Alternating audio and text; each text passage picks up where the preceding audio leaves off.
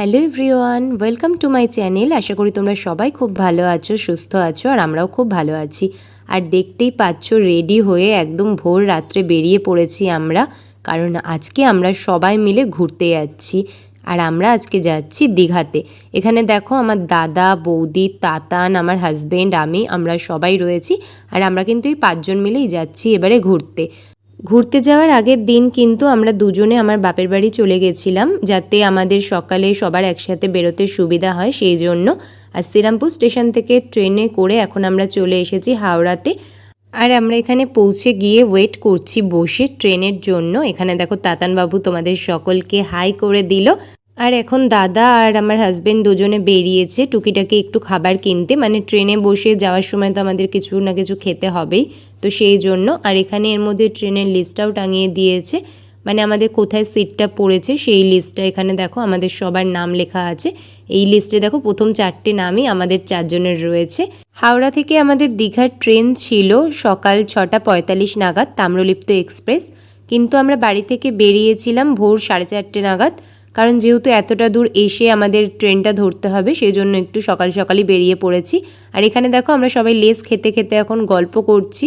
আর এর মধ্যে ট্রেন এসে গেছে, আর ট্রেনে উঠে আমরা বসেও পড়েছি। এখানে আমি রয়েছি, আমার বৌদি আছে, আর আমার পাশে রয়েছে তাতান বাবু, আর আমাদের উল্টো দিকের সিটে রয়েছে আমার হাজবেন্ড আর আমার দাদা। আর এর আগে পুরীর ভ্লগেও কিন্তু তোমরা দেখেছো আমরা সবাই একসাথেই ঘুরতে গেছিলাম, কিন্তু তখন শুধু কাকু ছিল, মানে আমার বৌদির বাবা। কিন্তু এই ট্রিপটায় কাকু গেল না আমাদের সাথে। তো ফাইনালি ট্রেন ছেড়ে দিয়েছে, আর হাওড়া স্টেশনকে বাই বাই বলে আমরা রওনা দিলাম দীঘার উদ্দেশ্যে। আর যেতে যেতে প্রাণের এই পটেটো বিস্কিটটাও খেয়ে নিলাম, এটা ভীষণই ভালো খেতে ছিল। আর দেখো বাইরের এই সবুজে ভরা পরিবেশটা দেখতে কত ভালো লাগছে। আর আমরা টিকিট বুক করার সময় কিন্তু জানলার ধারের এই সিটটাও পেয়ে গেছি। জানলার ধারের সিটে বসে কোথাও যেতে কিন্তু ভীষণই ভালো লাগে, তাই না? তো যেতে যেতে চিপসও খেয়ে নিচ্ছিলাম। আর এছাড়া আমরা আরও অনেক খাওয়া দাওয়া করেছি, কিন্তু সবকটার ভিডিও করা হয়নি। তো এর মধ্যে আমরা পৌঁছে গেছি আমাদের গন্তব্যস্থলে। এই দেখো, এই হচ্ছে দীঘা স্টেশন। আর এখানে আসার প্ল্যানটা কিন্তু আমাদের হঠাৎ করেই হয়েছে। আমরা আসার ওই 1 সপ্তাহ মতন আগে কিন্তু টিকিটটা বুক করেছিলাম। আর এখানে দেখো তাতানবাবু আগে আগে যাচ্ছে ব্যাগ নিয়ে। ও ব্যাগ আমাদের কাউকে ধরতেই দিচ্ছিল না, বলছিল আমিই নিয়ে যাব। আর এখানে ব্যাগ নিয়ে একটু পোজ দিচ্ছিল আর আমাকে বলছিল ফটো তুলতে। আর এই দেখো, এই হচ্ছে দীঘার জগন্নাথ ধাম, যেটা তৈরি হচ্ছে, যদিও এটা এখনও পুরোপুরি কমপ্লিট হয়নি।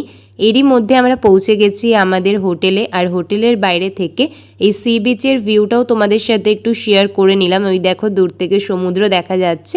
পরে তোমাদের সাথে এটা আরও ভালো করে শেয়ার করে দেব। তো আমরা এখন দীঘায় পৌঁছে গেছি আর আমাদের রুমেও চলে এসেছি। এখন আমাদের শুধু ব্রেকফাস্ট করা বাকি, তো ব্রেকফাস্টটা করে দেন আমরা যাব সমুদ্রে স্নান করতে। আমরা সবাই হাঁপিয়ে গেছি, এই যে আমার বৌদি। আমাদের আস্তে আস্তে যেহেতু অনেকটা বেলা হয়ে গেছিলো, তাই ভীষণ খিদেও পেয়ে গেছিলো, তাই ঝটপট করে ব্রেকফাস্টটা করে নিলাম এখানে পরোটা আর ঘুগনি দিয়ে। এরপর আমরা চলে গেলাম সি বিচে। দেখো কতটা সুন্দর লাগছে। আর আমরা কিন্তু এবারে ছিলাম ওল্ড দীঘায়, আর আমাদের হোটেলটা কিন্তু ছিল একদম সি বিচের সামনেই, যার ফলে যখন খুশি আমরা এখানে এসে এই সুন্দর ভিউটাকে এনজয় করছিলাম। আমরা এখন ব্রেকফাস্ট করে রুমে চলে এসেছি। আর এখানে কিন্তু প্রচণ্ড পরিমাণে গরম, মানে একেই তো গরমকাল, তার মধ্যে বাইরে এত রোদ। আর ব্রেকফাস্ট করে এসে এখন আমরা যাব সি বিচে স্নান করতে। তো ফোনটাকে আমি আপাতত এই হোটেল রুমেই ছেড়ে যাব, কারণ ফোন তো নিয়ে গিয়ে আমরা স্নান করতে পারবো না। এই ফোনটাকে এখানেই রেখে যাব, আর তোমাদের সাথে আবার এসে কথা বলছি। দুপুরে সমুদ্র থেকে স্নান সেরে লাঞ্চ করে এসে একদম ঘুমিয়ে টুমিয়ে ফ্রেশ হয়ে আমরা রেডি হয়ে গেছি একদম। এখন আমরা সবাই মিলে যাব ঢেউসাগর পার্কে। তো চলো এখন বেরোনো যাক। বিকেলের দিকে আমরা চলে এসেছিলাম ঢেউসাগর পার্কে। আর এখানে হচ্ছে পার হেড 10 টাকা করে টিকিটের প্রাইস রয়েছে। আর বাচ্চাদের ক্ষেত্রে বলে রাখি, এখানে 3 বছরের ওপরের বাচ্চাদের কিন্তু পুরোপুরি টিকিটের প্রাইসটা নেওয়া হচ্ছে। তো এই দেখো ভেতরটা। আমরা যেতে যেতে অনেকটা সন্ধে হয়ে গেছিলো, তাই আমি তোমাদের সাথে অতটা ভালো করে কিছু শেয়ার করতে পারিনি। তাও যতটা সম্ভব হয়েছে তোমাদের সাথে শেয়ার করার চেষ্টা করেছি। তো দেখো, এই হচ্ছে ঢেউসাগর পার্কের ভেতরটা। এখানে ভেতরটা আমার বেশ ভালোই লেগেছে, মানে তোমরা যদি কেউ ছবি তুলতে চাও, সুন্দর সুন্দর জায়গাও রয়েছে কিন্তু এখানে অনেক ছবি তোলার। আর এখানে বাচ্চাদের জন্য পার্কের মতন ব্যবস্থাও করা রয়েছে দেখো। আর এখানে অনেক খাবারের দোকানও ছিল ভেতরে, যেগুলো আস্তে আস্তে এই ভিডিওতে তোমরা সবই দেখতে পাবে। তো দেখো চারিদিকটা আমি তোমাদেরকে যতটা সম্ভব দেখিয়ে দেওয়ার চেষ্টা করছি। আর এখানে দেখো তাতানবাবু বসে পড়েছে দোলনা চড়তে।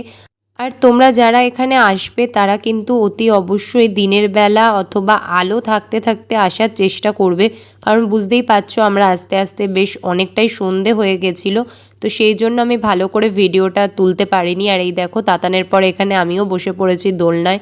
আর এখানে দেখো এক জায়গায় বিশ্ব বাংলার লোগো করা রয়েছে, এখানেও দেখলাম বেশ অনেকে দাঁড়িয়ে ছবি তুলছে। আর এই ঢেউসাগর পার্কের পাশেই কিন্তু রয়েছে একটি মিউজিয়াম, কিন্তু আমরা ওখানে আজকে যেতে পারিনি, সেটি বন্ধ হয়ে গেছিলো আমরা আসার আগেই। তো সেই জন্যই বললাম তোমরা যদি এখানে আসতে চাও তাহলে একটু তাড়াতাড়ি আসবে, তাহলে দুটো জায়গায় তোমাদের ভালো করে ঘোরা হয়ে যাবে। ভেতরে বেশ অনেকগুলোই খাবার দোকান ছিল। তো প্রথমে আমরা চা বিস্কিট খেলাম একটি দোকান থেকে, তারপরে আরেকটি দোকান থেকে আমরা নিয়ে নিলাম দই ফুচকা। আর এখানে কিন্তু ভেতরে খাবার জিনিসের দাম বাইরের তুলনায় একটু বেশি। এরপর আমরা আবার চলে এলাম ওল্ড দীঘায়। আর এই দোকানটি থেকে তাতান বলল পেন নেবে, তাই ওকে একটা পেনও কিনে দিলাম। আর দেখো রাত্রে কিন্তু এখানে বেশ অনেক বড় মার্কেট বসে, তো সেটাও একটু ভালো করে তোমাদেরকে ঘুরিয়ে দেখিয়ে দিচ্ছি। এরপর এখান থেকে খাবার কিনে আমরা চলে গেলাম হোটেলে। আমরা এখন সবাই এখানে খাচ্ছি চাউমিন, আর তার সাথে টিভিতে ম্যাচ চলছে, আইপিএল কেকেআর এর ম্যাচ চলছে। খেলা দেখতে দেখতে আমরা খাওয়া দাওয়া করছি। এখন তো আইপিএল চলছে, আর আমরা যেদিন এসেছিলাম সেদিন কলকাতা আর দিল্লির খেলা ছিল, তো খাওয়া দাওয়া করতে করতে সেটাই দেখছিলাম একটু টিভিতে। তারপর খাওয়া দাওয়া সেরে আমরা চলে গেলাম আবার মার্কেটে। এখান থেকে তাতান কিনলো একটা ডুগডুগি, আর এটা বসেও বাজাচ্ছিল, আমরা সবাই মিলে গল্প করছিলাম। আর এইদিকে রাত্রে সমুদ্রের ভিউটাও তোমাদেরকে দেখিয়ে দিলাম, আর বেশ ভালো হাওয়াও কিন্তু দিচ্ছিল। আর এখানে দেখো আমাদের দুজনকে, ও তো প্রথমে ভাবলো আমি মনে হয় সেলফি তুলছি, তারপরে ওকে যখন বললাম ভিডিও করছি তখন ও একটু তোমাদেরকে হাই বলে দিল। এরপর একটি ইয়াররিংয়ের দোকান দেখে আমি দাঁড়িয়ে পড়লাম। এখান থেকে বেশ ভালো ভালো অনেকই সুন্দর সুন্দর ইয়াররিং দেখলাম, তার মধ্যে এই দুটো ইয়াররিং নিলাম আমার দুই বাড়ির দুই মায়ের জন্য, মানে শাশুড়ি মা আর আমার মায়ের জন্য। এরপর তাতানবাবু বলল এই গাড়িটায় চাপবে, ও যতবার দীঘায় আসে ও একদিন এই 4 হুইলারে আর একদিন বাইকে চাপে, তো আজকে ওর পালা হচ্ছে 4 হুইলারে চাপার, কালকে ও বলল বাইক চাপবে, তো তাই এই গাড়িটাতে বসে পড়েছে। আর তাতান ঘুরে আসার পর আমরা দাঁড়িয়ে পড়লাম এই ব্যাগের দোকানে। বেশ ভালো সুন্দর সুন্দর হ্যান্ডমেড অনেকগুলো ব্যাগ দেখলাম এখানে, যার মধ্যে আমার বৌদি এই দুটো ব্যাগ নিল। বেশ জুটের ওপরে ব্যাগটা কড়ি বসানো, একটা আমার মায়ের জন্য আর একটা আমার বৌদির জন্য নিল দুটো, আর আমাকে আমার দাদা দিল এই সুন্দর পার্সটা।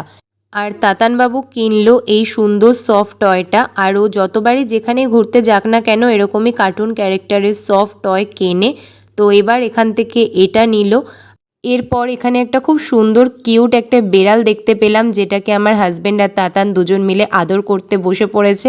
আর আমার হাজব্যান্ডের তো বেড়াল ভীষণ প্রিয়, ও যেখানেই বেড়াল দেখে সেখানেই আদর করতে বসে পড়ে, আর আজকে ওকে দেখে তাতানও এখানে বসে পড়েছে।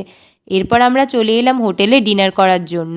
এখান থেকে আমার দাদার আর আমার বৌদির জন্য অর্ডার দিলাম ভেজ থালি, আর আমার হাজব্যান্ড নিল রুটি। আর এদিকে দেখো তাতানবাবু তো ডিনার করার আগে জল খেয়েই অর্ধেক পেটটা ভরে নিল। আমরা সবাই এই জাস্ট ডিনার সেরে রুমে ফিরলাম।